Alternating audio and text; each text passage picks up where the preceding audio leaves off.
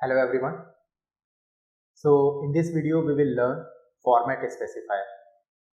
So what is format specifier?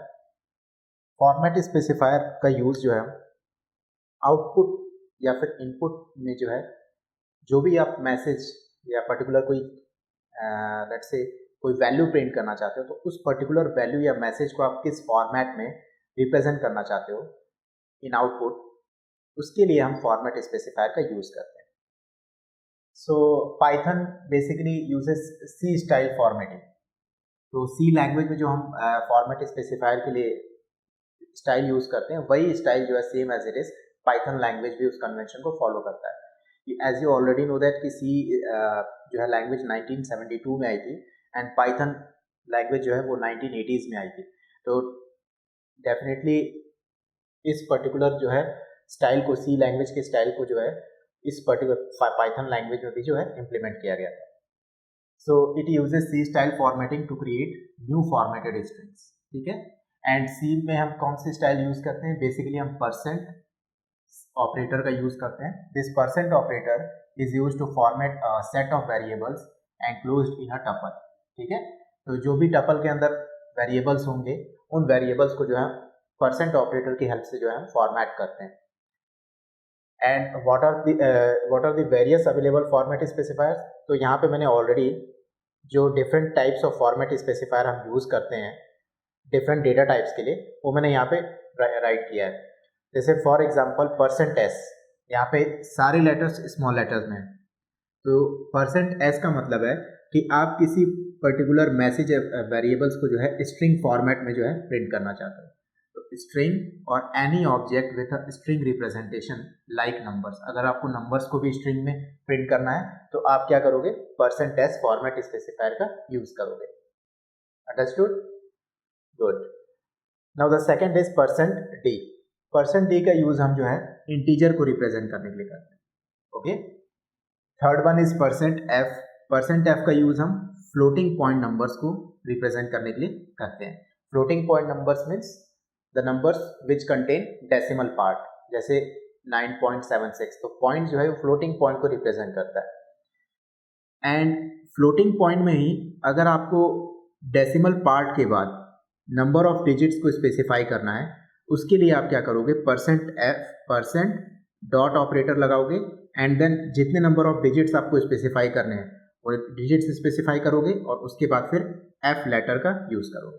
So it basically a floating point numbers with a fixed amount of digits for the decimal part.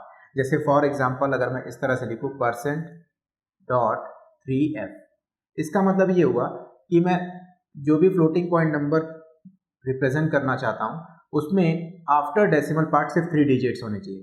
जैसे for example 6.339. तो यहाँ पे सिर्फ और सिर्फ 3 digit है. अगर 3 से ज़्यादा होगा तो वो उसको क्या करेगा? ट्रंकेट कर देगा. ट्रंकेट करने के बाद सिंपली उसको 3 ही डिजिट रखेगा आफ्टर डेसिमल पार्ट एंड ये रिजल्ट हो जाएगा. आ रहा समझ में? %स्मॉल ओ रिप्रेजेंट करता है ऑक्टल रिप्रेजेंटेशन.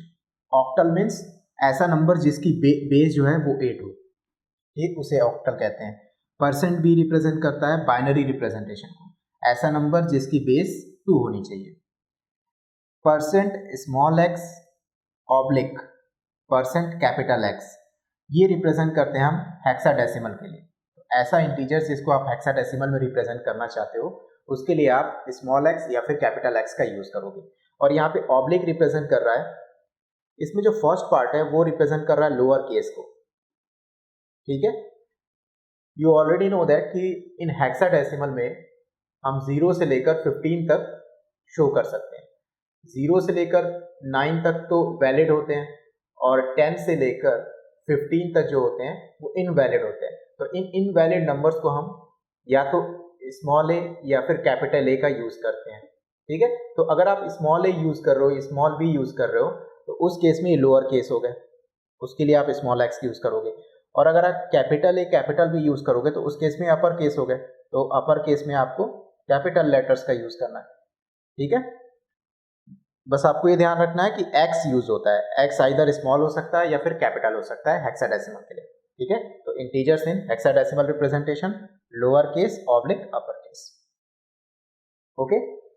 अलॉन्ग विथ हम इन फॉर्मेट स्पेसिफायर का यूज करके वेरियस अदर रिप्रेजेंटेशंस को भी जो है अचीव कर सकते हैं। जैसे फॉर एग्जांपल फॉर्मेट स्पेसिफायर का यूज हम इस तरह से भी कर सकते हैं, परसेंट डॉट फ्लैग आप इंट्रोड्यूस कर सकते हो, फ्लैग के साथ विड्थ को इंट्रोड्यूस कर सकते हो, कितनी आपको विड्थ चाहिए, साथ में आप प्रेसिशन को भी इंक्लूड कर सकते हो, प्रेसिशन को भी इंक्लूड कर सकते हो, कितनी प्रेसिशन होनी चाहिए। तो प्रेसिशन जनरली हम डेसिमल पार्ट की बात करते हैं। तो ये सारे चीज़ें जो है आप किसी फॉर्मेट स्पेसिफायर में यूज कर सकते हो। इसको हम एग्जाम्पल के जरिए समझेंगे। फॉर एग्जाम्पल लेट्स से मेरे पास 3 वेरिएबल हैं, वेरिएबल ए में मैंने वैल्यू स्टोर करा दी 10।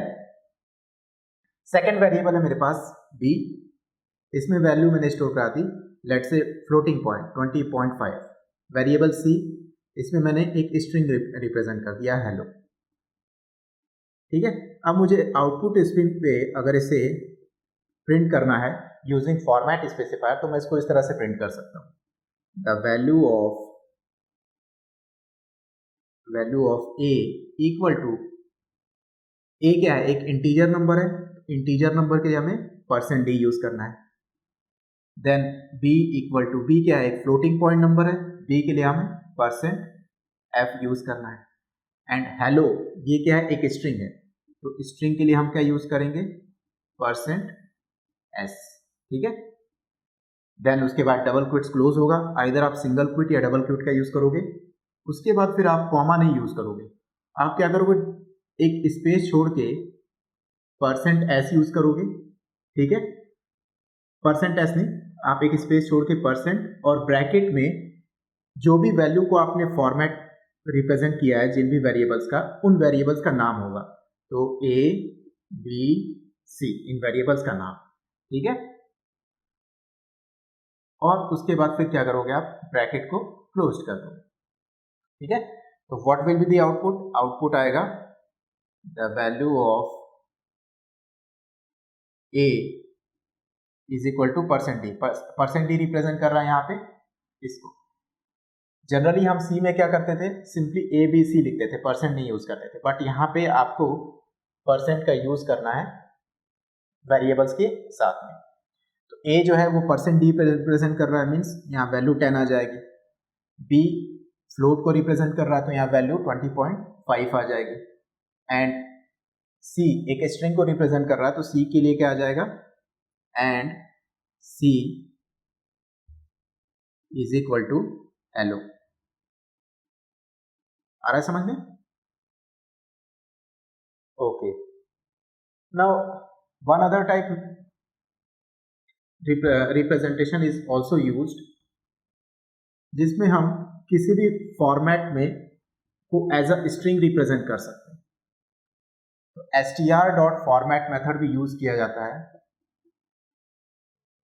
फॉर्मेट स्पेसिफायर के लिए। तो ये str.format मेथड क्या है,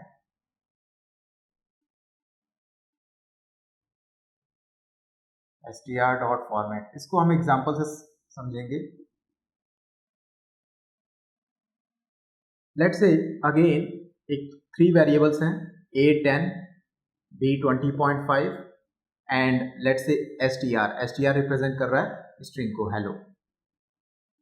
नाउ यूजिंग दिस मेथड हम इन वैल्यूज को जो है इनकी फॉर्मेट में प्रिंट कर सकते हैं।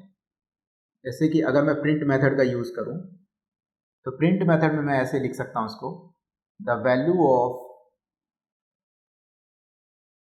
a और करली ब्रेसेस, यहाँ पे मैंने % सिंबल का यूज नहीं किया, करली ब्रेसेस का यूज किया। तो str.format में हम किसी नंबर्स को रिप्रेजेंट करने के लिए करली ब्रेसेस का यूज करते हैं, ये आपको ध्यान रखना है। Then b is equal to फिर curly braces and str is equal to again curly braces and after that मैं डबल क्विट्स को क्लोज करूंगा एंड देन उसके बाद डॉट ऑपरेटर लगाऊंगा और उसके बाद फिर फॉर्मेट मेथड यूज करूंगा। फॉर्मेट मेथड में मैं क्या करूंगा, a b एंड str तीनों के नेम को मेंशन कर दूंगा and then bracket closed. So it generally represent कि अगर हम डॉट फॉर्मेट यूज कर रहे हैं मतलब आपने इन वेरिएबल्स के अंदर जो भी वैल्यू स्टोर की है वो जिस फॉर्म में है उसी फॉर्मेट में आपको उसको आउटपुट में भी शो करना है. Okay, so what will be the output? Output हो जाएगा the value of a is equal to 10, b is equal to 20.5 and str equal to hello. Okay, now one more part here is कि हम indices का भी use कर सकते हैं. ठीक है, क्योंकि हमने जनरली देखा है कि सेट हो या लिस्ट हो या टपल हो वहां पे हम इंडिसेस का यूज करके किसी पर्टिकुलर वैल्यू को एक्सेस कर सकते हैं. तो यहाँ पे A B and S T R क्या रिप्रेजेंट कर रहा है? A B S T R represent कर रहा है एक पर्टिकुलर सेट को. सेट के अंदर जो है ये डिफरेंट इंडिसेस पे ये वैल्यूज प्रेजेंट है. तो अगर आप इंडिसेस की वैल्यू को अगर रिप्रेजेंट करना चाहते हैं यहाँ पे तो आपको इंडेक्स नंबर यहाँ मेंशन करना होगा. जैसे ए प्रेजेंट है 0th इंडेक्स पे, बी प्रेजेंट है फर्स्ट इंडेक्स पे and S T are present है सेकेंड इंडेक्स पे. तो आप यहाँ क्या लिखोगे? 0, बी की जगह पे 1 एंड एस टी आर की जगह पे 2. Then also you will get this output, the value of A is equal to 10, B is equal to 20.5 and S T R is equal to 10. Okay, so this is all about the format specifier. If you have any doubt, then you can rewind this video and again watch it. And again, if you have faced problem, then you can mail us or contact us. Okay, so that's all for today. In the next video, we will see other concept in Python language.